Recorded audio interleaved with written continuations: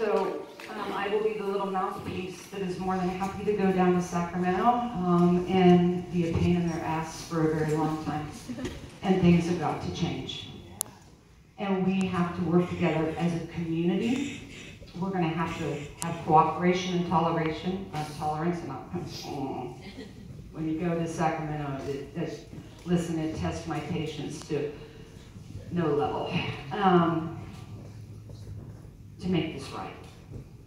PUC has said they're not going to let PG&E go under, and we're not going to let PG&E go under, and you don't want PG&E to go under, because PG&E has got a lot of plans to make right to all of you.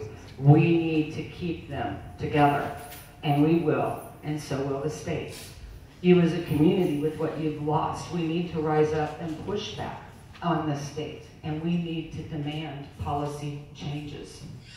Pacific Gas and Electric, you've got your criminal problems in San Bruno, and I'm hoping somebody in the state of California files criminal charges on Pacific Gas and Electric again. Apparently they don't always respond to paying out money. Maybe they'll listen when somebody's going to have to go to jail, because had anybody else started this fire, that's where they'd be. People do ask me, and I do get comments from people that Mother Nature started this. Let's have that conversation. There's two ways for Mother Nature to start a fire: a lava flow and lightning strike. Neither was present in paradise. Mother Nature doesn't carry the spark to start the fire. This came from a source. So we have a lot to talk about, and we have a lot to do as a community to get you on the road to recovery, and that is your health and welfare first and most important to me. Getting federal and state agencies out here to give you places to go. There are a lot of questions people are asking about an air contamination plume and the toxins that exist in the community after a fire like this. I've had firemen tell me, write me, email me, if you're in Paradise, wear a respirator. There are toxins. We discussed last night about, in litigation, filing and demanding an environmental impact report of the area, what contaminants are there, and demanding a cleanup of the area. Working with your community as you rebuild to having more than one access in and out of Paradise. Working to rebuild your infrastructure. All of this is important to us in your road to recovery. I am so glad you were here. I am so glad you were safe. I am heart-sickened over your losses, for the loss of lives. I've heard some stories that have just really curled the hair on the back of my neck. If I can offer you anything, you have a good team here today. We want to support you in the overall picture. It's going to be a process. It's a long road to recovery, but you will make that recovery. And know that at any time you can reach out to any of us, and we will be here for you. So I'm going to stop right there and let Michael come up, because he's a real pistol. I think you're going to like him. So Michael, come on up.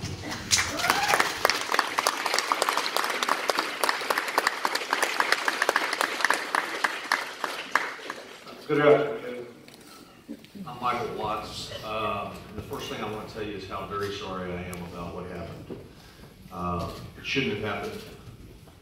We're not wired to experience escaping for our lives from a 50-foot wall of fire. It's a tragedy of the first proportion, and it extinguished an entire town, but not its resolve and not its people. I want to talk to you a little bit about who I am, what I do, what our team does, what the process that you can expect to go through. Answer and provide you with a bunch of information about what your next year is going to look like. And then I'm going to grab that chair over there, and I'm going to sit down right here, and I'm going to answer every question you can come up with. Or I'm going to tell you how you can set up appointments to get your individual private questions answered. Okay? So let me tell you about myself. First of all, I am a trial lawyer. I'm not what they call a paper-pushing litigator. I go to court, I try cases against big companies all over the United States. It's what I do. How did I get here? Well, there's a large company in Texas. You've heard of them. They're called Valero. They sell you a lot of your gas. Their world headquarters is about 5 miles from my house. Actually, it's not my house, it's my wife's house, and my wife is in the back. That's my wife Tammy and my daughter Haley in the back. I wanted them to come see what it is that causes me to be away from them and to be a de facto resident of the state of California. Because all we've done the last year is practically live in Santa Rosa as opposed to San Antonio. And that's why I think I can give you a good understanding of what your next year is going to look like. Because last night, after having driven by the Coffee Park subdivision and see new frames going up everywhere, I got to see people who I first met a year ago with that same look in their eyes that I see from some of you where you've just been traumatized.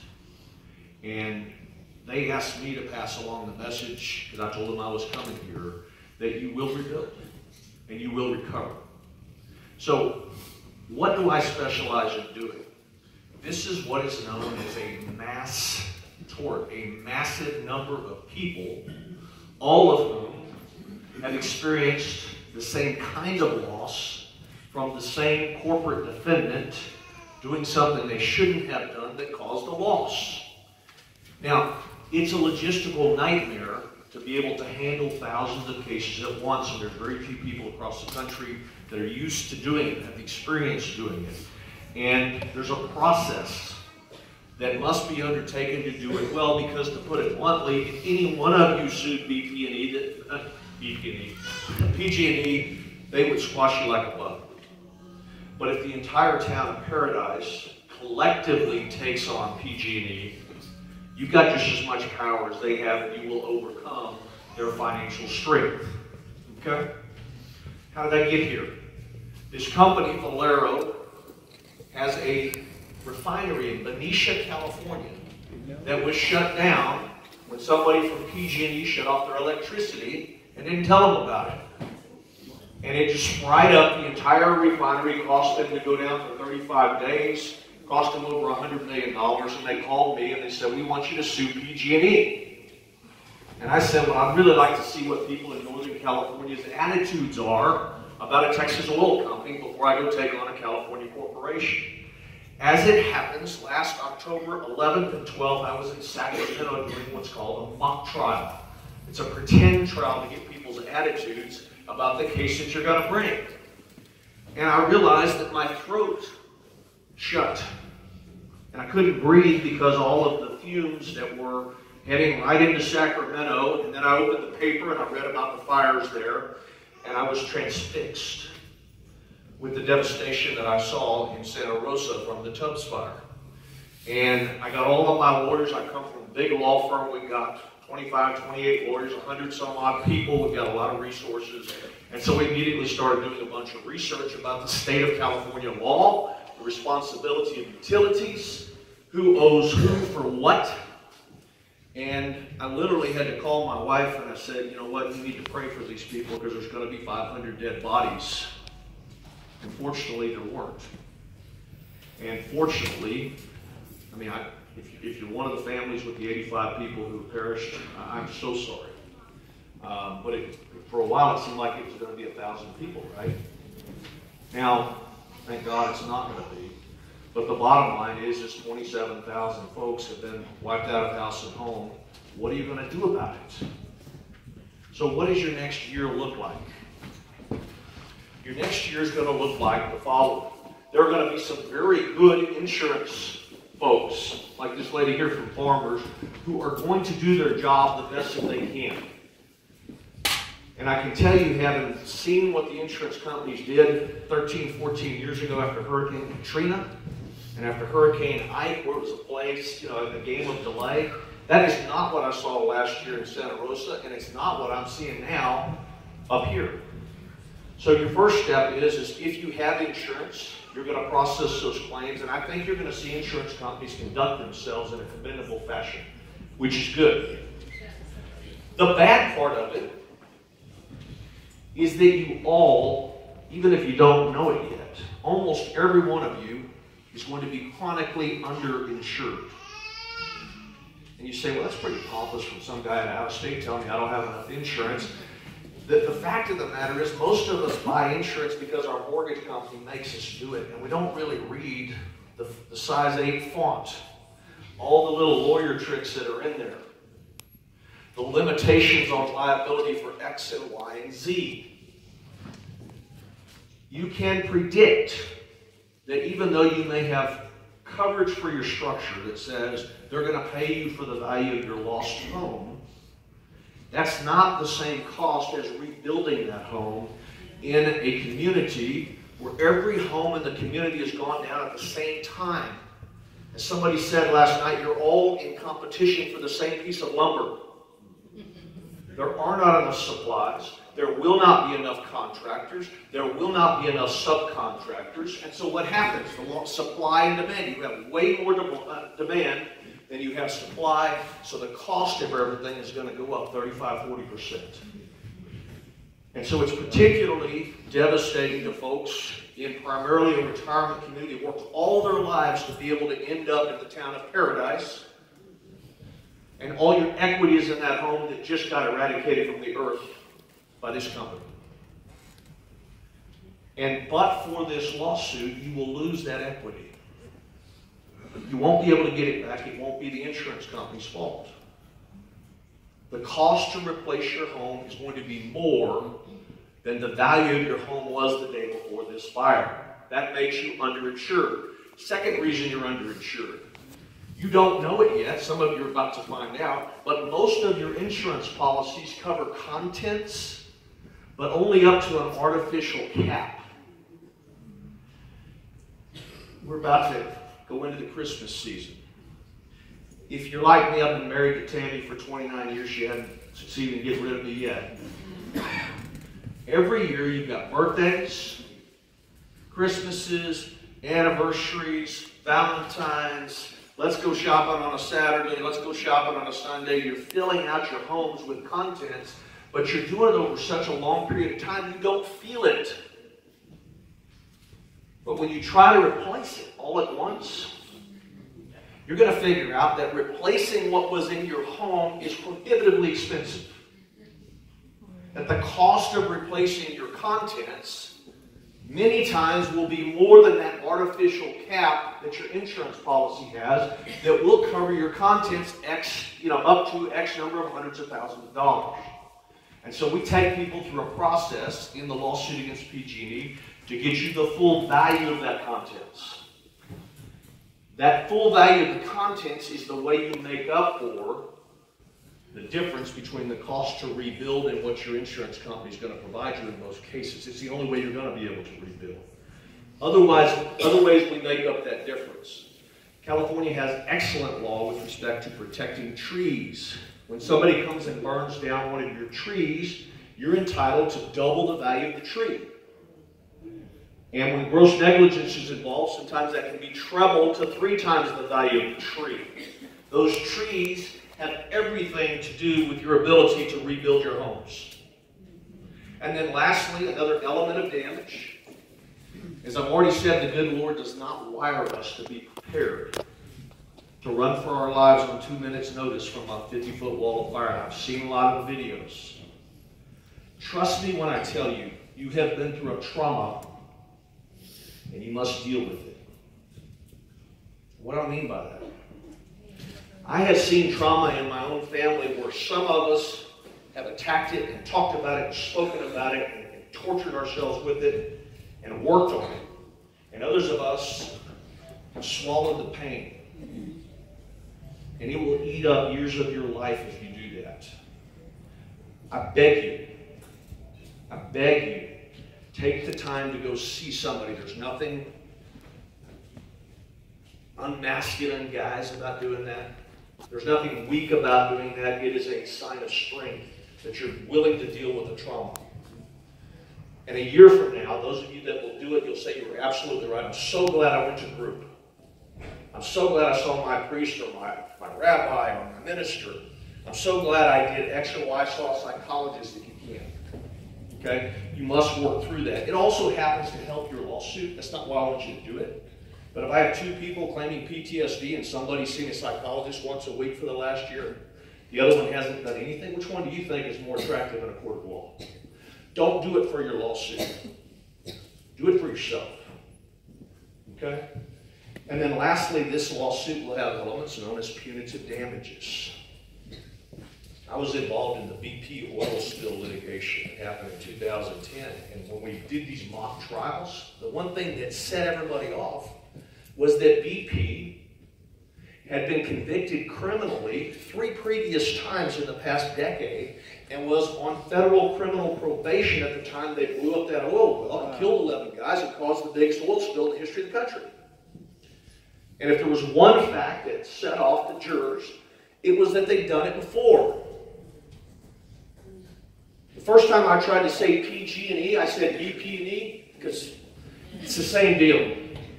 It's a company that has done it before. And not just recently, as far back as 1975, a generation ago, in Nevada County, they were convicted of 729 counts of failure to do tree maintenance in violation of your criminal laws. In 2015, you guys know, the Butte fire, adjudicated to have been caused by PG&E. The San Bruno disaster, criminally convicted. Because it turns out when juries look at things like maintenance budgets being diverted to pay executive compensation, jurors aren't real impressed with that. But it is a fact that at the time they burned down half of Northern California last year, they were a convicted felon. They were on federal criminal probation. This year, when they burned down your houses, they were a convicted felon. They were on federal criminal probation. But now it's not the 3rd time, it's the 4th and 5th time. This is a case that is made for punitive damages. Those punitive damages will also be the way that we can bridge the gap in terms of the loss of equity that you're otherwise going to sustain.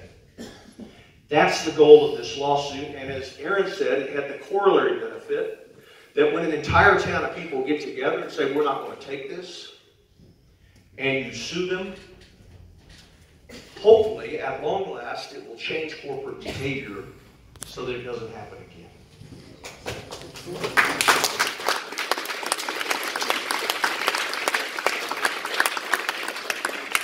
Goal number 1, and the most important goal, is to help you rebuild your lives.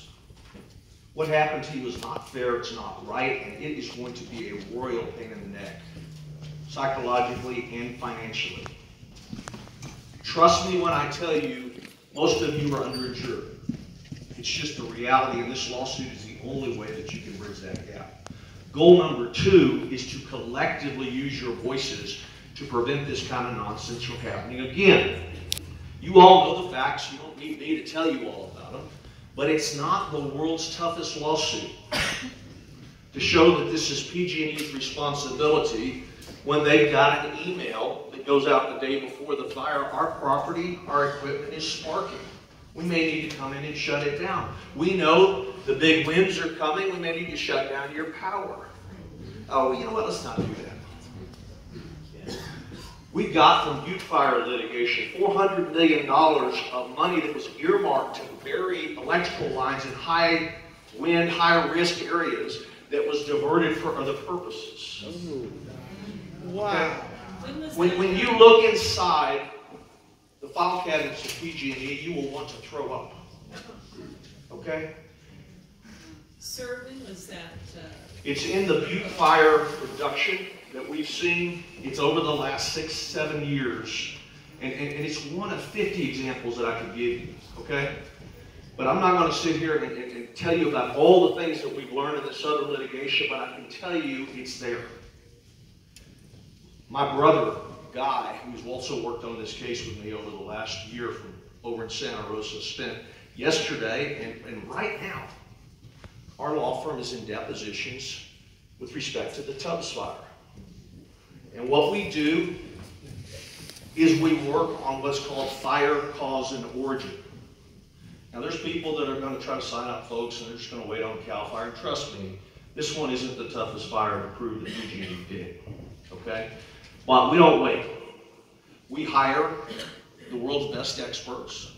One of them is in the back of the room who is the preeminent cause and origin fire expert, as far as I'm concerned, in the entire country. I called him within days after the fires last year. I called him within days of this fire and said, get out there. He's already been to Paradise. He's already photographed. We've got all sorts of evidence that we're collecting. He'll be back once a month forever. And the scale of the work product that he will create on your behalf will just astound you. We'll hire arborists. And I hate to say that Big Brother's going to be practicing law, but he's already doing Google Earth images of what used to be your home.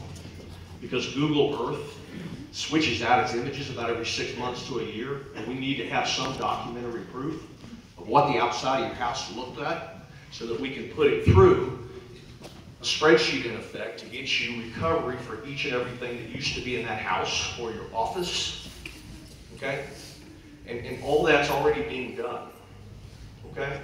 So why are we here? There's competing thoughts about when does it cease to be too early to get started? And I want to address that. I was in Santa Rosa 9 days after that fire. We were here about 7 days after this fire started. Why did we do that? The first thing is that there are immediate problems with access to housing that you all know about. The entire town of Paradise and other towns, not just Paradise. 3 or 4 others seem to have all moved here to Chico, you know, and there's no housing, right? So we rented the last office available in the town of Chico. Our office is at 2561 California Park Drive, Suite 100. There's cards outside. We were too late to find housing, and so literally, my wife and I and my son were buying a 5th-wheel travel trailer. We've moved up mobile home, and we're parking it in some nice friends of his place so our people can live while we're sitting here working.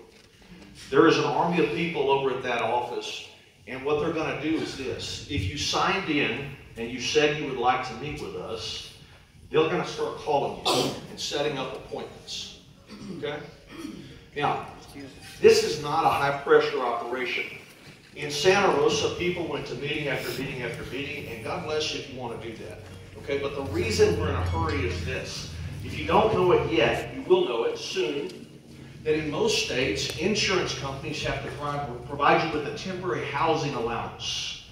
Some states, it's only 6 months or a year. Fortunately, your law says it has to be 2 years. Okay? We're running against the clock from the standpoint of we need to bridge that gap in time for you to start rebuilding. Otherwise, the town of Paradise will go into the winds. Everybody will just leave. I've seen it happen. Half of the population of New Orleans never came back after Hurricane Katrina. Okay? So this is a time-sensitive exercise. What does the exercise look like? Each of you got one of these folders. Everybody pick up one of these? No. Who's handing out all the folders? Okay, you got this. That's all right. Okay. Everybody got one of these? Okay. I want to explain to you what's going on. Again, please, if you're not comfortable doing anything today, don't. Okay? You can come see us. I mean, we're signing up new clients a year after the fire. Okay? Last year's fire. Met with some new clients yesterday in Santa Rosa. But my experience is first in, first out, because there's work to be done. All right? How does this work? This is what's known as a contingency fee contract. A lot of law firms that I've looked at have got 16, 20-page contracts with a bunch of Latin, designed to impress you with how smart we are. The dumbest lawyers I know try to convince themselves they're smarter than the people they're supposed to represent. I'm not. I try to talk plainly. This contract has 7 paragraphs. Let me just take you through it real briefly because it's simple. Paragraph 1 says the firm's authority, if you choose to do so, and I'm not asking you to do it until you are damn well ready. Okay? Do not sign this until you are ready. But if you choose to do so, you are authorizing my law firm to file a lawsuit on your behalf against PG&E. There are folks that are here. Where's Cindy? Cindy back there. Raise your hand again, Cindy. Cindy Wilson used to live in Austin, Texas. Now she is a California resident, almost full-time it seems like. She comes out here every time I'm out here. We file, it feels like, tens, if not hundreds of lawsuits a month against PG&E. We've already filed a bunch of lawsuits for people that have retained us in this fire. Our goal is from the minute somebody signs one of these, we try to get the lawsuits filed within about 15 to 20 days. Okay? Why are we doing that? Because there's a process inside of litigation that you've got to go through to get from the start to the finish, and I'll explain that in a second. So paragraph 1 is just you're authorizing us to file a lawsuit. Number 2 is really important. It's client cooperation. And there's really 2 aspects of that are important. Number 1, I know that some of the people in this room may be living in a tent in that field right next to the Walmart. Last time I was here, I saw it. You're not going to be there for long, I hope. You all will migrate, hopefully you don't leave the area, to a new address. The first piece of client cooperation that we need is we need you to tell us when you move so we can get a hold of you. Why do we do that? We're going to communicate with you. In a mass tort, I can't talk to every one of you every time you want to talk to me, otherwise that's all I'll be doing. I won't be working on the lawsuit. So I send you quarterly update reports. And we mail them to you. If we mail them to an address that you've left, you won't get it unless you tell the post office a forwarding address. If you can call us, tell us where you are, that'd be great. Even better if you can give us an email address. We'll give you updates on a much more frequent basis. The second form of client cooperation is in order to bridge that gap between the insurance that you have and the insurance you're going to need to rebuild, we've got to establish what was in that house. What you lost by way of contents, right? Now, in 2007, when the San Diego fire happened, it was pretty difficult because we all used to keep our photographs in the photo albums that burn up with the fire. Since then, Steve Jobs invented one of these, and now there's about 2 million of these. And a lot of us keep our photographs right here in our phone, and there's this strange dynamic. I didn't know it was wired into an iPhone, but it becomes a part of an appendage. And you take it with you when you're running from the fire. And some of you, while you're running from the fire, shoot video. I've seen it. I need to know if you're one of those people. That video is the most precious evidence that I've got in terms of what happened, what you experienced, the trauma that you sustained, okay? But the other thing that's in here that I want is this. You have holiday parties. You have birthday parties. You have smiling faces with kids and grandkids that have come to visit you, and that's why you take the pictures. But what I want is the stuff on the wall behind the smiles. The furniture that's in the pictures. This camera right here has 42,000 pictures. It's the history of my life the last 10 years. Okay?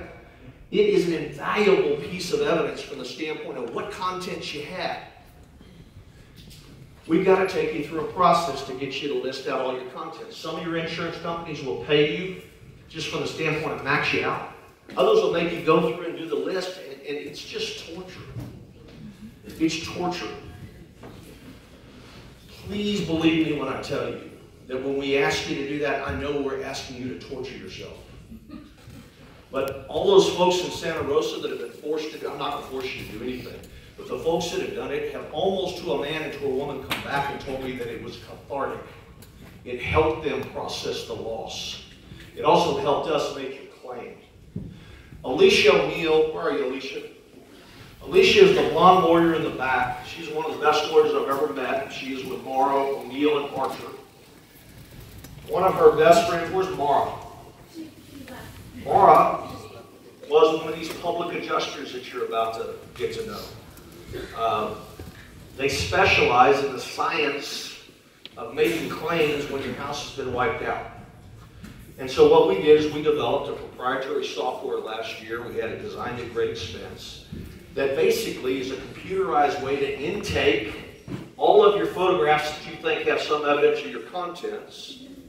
But it also has kind of a cheat sheet about prompts that are going to help you remember what was in that kitchen, what was in that living room. And let me use an example, a ridiculous example. We're going to want to know how many spoons were in your drawer. Now, of course, you're not going to be able to remember that. But let me use a better example. We're going to know what kind of blender you had. You said, I don't remember what kind of blender I had. Some of them are circular bottoms, some of them are square bottoms, some of them are skinny at the top, others with the guy on my belly are big at the top, make the big margaritas. The point is there's different types. And we'll have the prompts. Oh yeah, that's mine. Okay? What are we going to do? We're going to list that 800 or 900 times for all the different stuff in your house. And then Alicia's folk, who are insurance pricers, will go and figure out what the market value is of each and every one of those components and help you build your contents lists. Okay? That's going to do two things. It's going to help you recover contents from your insurance company. I don't want a fee on any of that. You can do that by yourself. We just want to help you. Okay?